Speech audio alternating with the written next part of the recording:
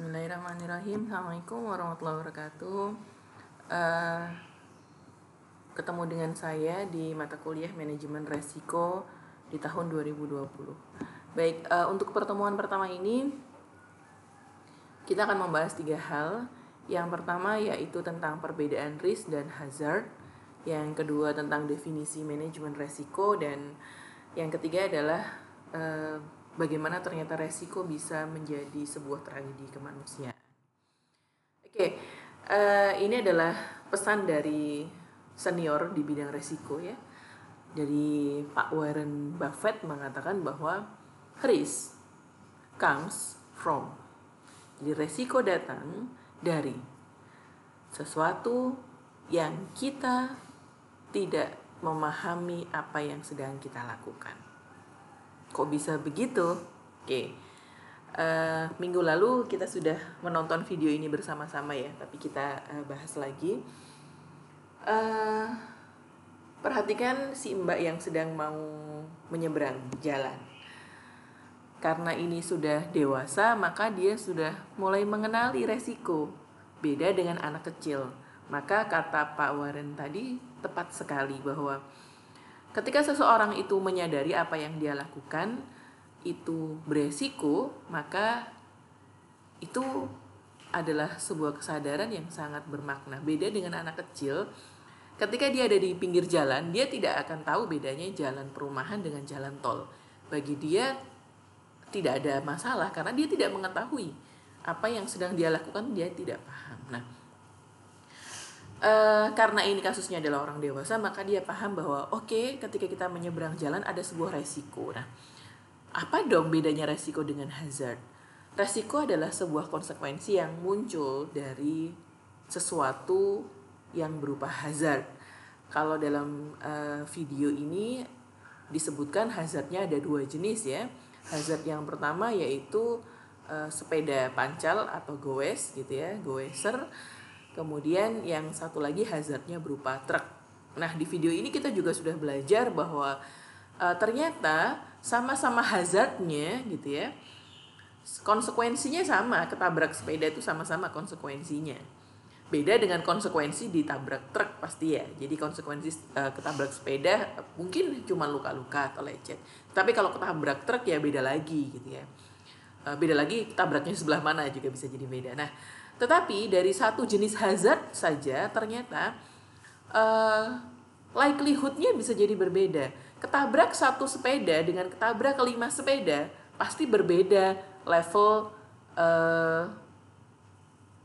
konsekuensinya. Ketika likelihood-nya semakin tinggi, maka bisa jadi konsekuensinya juga akan semakin berbeda diperhitungkannya gitu. Nah, itu nanti memperhitungkannya kita menggunakan risk matrix sebagaimana yang dicontohkan di dalam video. Nanti kalau sudah lupa mungkin ya, silakan diklik lagi video sebagaimana link yang saya sertakan di pojok kiri bawah. Next, nah dari kejadian sederhana kemarin kita bisa memodelkan manajemen resikonya ke dalam sebuah tabel, di mana tabel ini juga sudah saya sertakan di Google Classroom kita ya.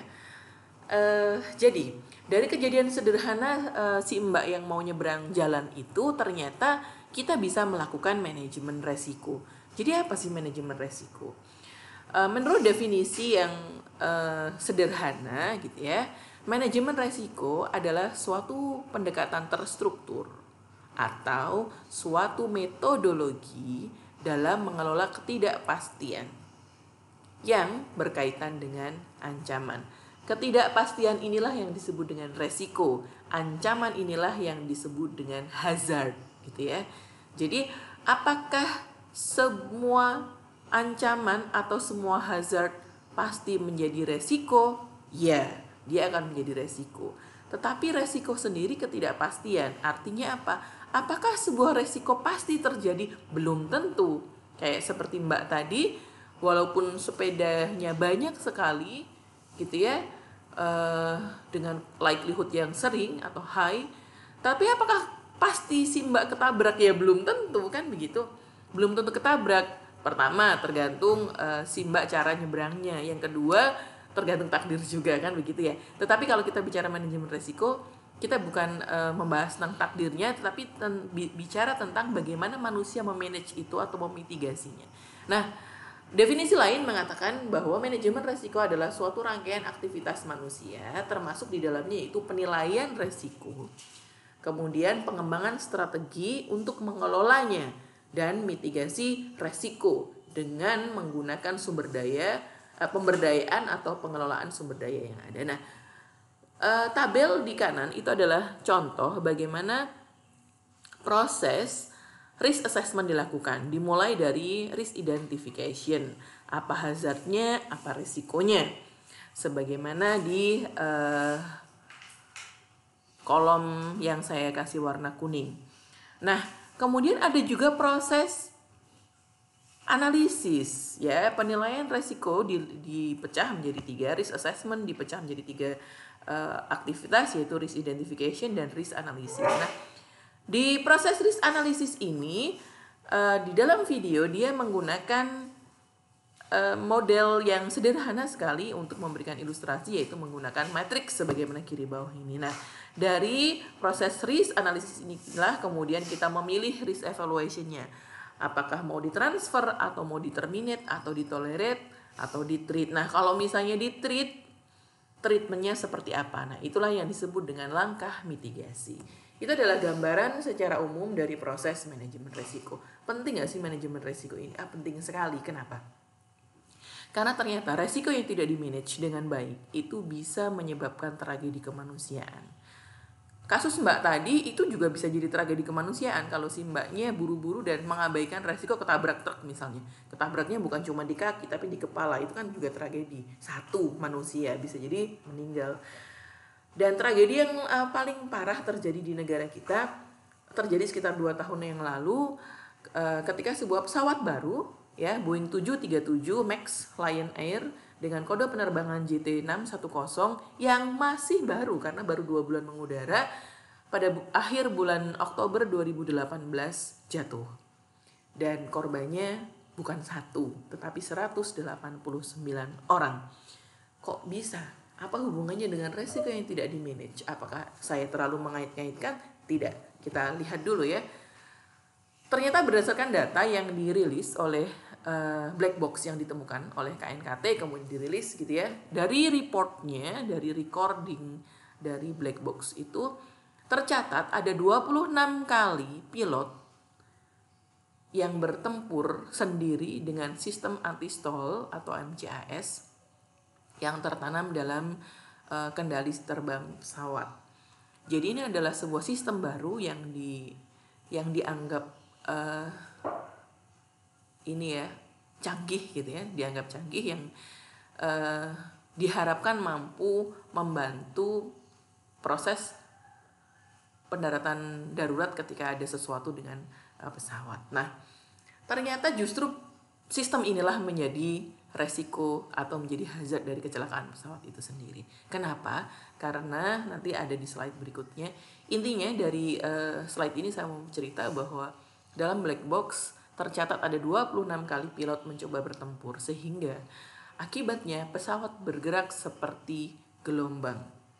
Ketika pilot menaikkan ujung atau moncong pesawat, sistem MCAS menurunkan moncong pesawat, sehingga seperti gelombang naik turun 26 kali. Bisa dibayangkan kalau kita ada di dalam pesawat, betapa paniknya semua yang ada di dalam sana, termasuk pilotnya, karena pilotnya bingung, dibawa naik, pesawatnya turun, dibawa naik, pesawatnya turun. Dan yang terjadi tragedinya adalah pesawat jatuh dengan kecepatan 500 km per jam dari ketinggian 5.000 kaki dan semua meninggal. Nah, dari laporan KNKT yang dirilis ada 9 faktor yang menurut keterangan inilah yang menyebabkan kecelakaan pesawat, dan saya fokus pada faktor keempat dan kelima. Ternyata setelah kita baca, dan ini terbuka ya di internet, ada semua datanya, ternyata poin keempat dari catatan KNKT untuk Lion JT610 adalah dalam manual penerbangan, dalam buku user guide gitu bahasa kita, dan juga pada saat pelatihan pilot terhadap pesawat baru ini tidak ada panduan yang terperinci tentang MCAS. Bisa dibayangkan kita nyetir mobil yang keren banget gitu ya, yang canggih banget, tapi kita tidak bisa memahami apa saja tombol-tombol yang di sana. Itu yang terjadi dengan pesawat JT610. Nah, padahal itu sebenarnya simpel sekali. Jadi peringatan AOA disagree itu harusnya ketika itu adalah inti dari kecelakaan pesawat ya, hazardnya di situ. Nah, itu cukup dimatikan saja sehingga MCAS tidak meresponnya. Itu insya Allah si pilot akan bisa mengendalikan secara manual dengan baik.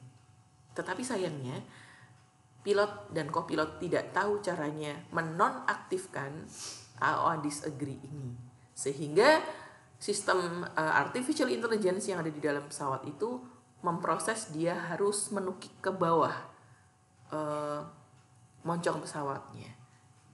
Seperti itu yang terjadi. Nah, dari situ kita bisa belajar dari tragedi bahwa ternyata MCAS dan AOA yang dianggap sebagai sesuatu yang canggih itu bisa jadi new hazard. Dia sebagai hazard ketika orang tidak paham itu gunanya apa. Nah, dari new hazard itu resiko apa sih ketika ada sesuatu yang baru terinstal di dalam sebuah sistem pesawat? Resikonya adalah ketidakpahaman pilot. Bukan hanya pilot, kalau kita baca dari laporan KNKT yang poin ke berapa, 7 atau 8 atau ke 9 ya. Ternyata menara ATC juga tidak memahami itu, sehingga tidak bisa memberikan instruksi yang semestinya kepada pilot, karena mereka yang di menara juga nggak ngerti bahwa itu ternyata hubungannya dengan sistem anti-stall yang baru terinstall. Nah, itu menjadi sebuah resiko ternyata, ketidakpahaman pilot, ketidakpahaman semua kru di ATC untuk sistem baru ternyata menjadi resiko. Semestinya, nah kita bicara semestinya ada sebuah risk treatment dari kejadian itu ya. Sebelum itu terjadi, kalau sudah terjadi yang kita bisa belajar dari sana. Sebelum itu terjadi, itu tidak akan terjadi andai saja ada sebuah mitigasi atau ada sebuah risk treatment yang tepat dari Boeing 737 sebagai pemilik produk, yaitu adanya buku pedoman yang terperinci gitu ya, dan juga pelatihan sebelum pesawat baru tersebut diluncurkan. Nah, saya mengutip dari seorang ekonom yang dia pernah menjadi, Gary Cohen ini pernah menjadi penasehat ekonomi bagi Donald Trump ya. Dia mengatakan sebuah pesan yang harusnya kita garis bawahi dan kita stabilo dengan warna merah mungkin ya. Dia mengatakan bahwa if you don't invest in risk management, jika kita tidak menginvestasikan untuk risk management, tak peduli apapun bisnis kita gitu ya, entah itu bisnis tadi pesawat, entah itu bisnis penyeberangan jalan gitu ya, apapun bisnis kita, ini adalah bisnis yang sangat beresiko. Termasuk Boeing 737, setahu saya akhirnya mendapatkan gugatan secara perdata dan juga pidana kalau tidak salah ya, karena telah melakukan kelalaian sehingga menyebabkan ratusan nyawa melayang. Nah, jadi tak peduli apapun bisnis kita, kalau kita tidak mengimplementasikan risk management, itu adalah sebuah bisnis yang sangat beresiko. Nah, ini adalah akhir dari video saya yang pertama. Semoga bermanfaat dan memberikan gambaran tentang apa itu resiko, apa itu hazard, dan apa itu pentingnya manajemen resiko. Sampai ketemu di video berikutnya. Saya akhiri. Assalamualaikum warahmatullahi wabarakatuh.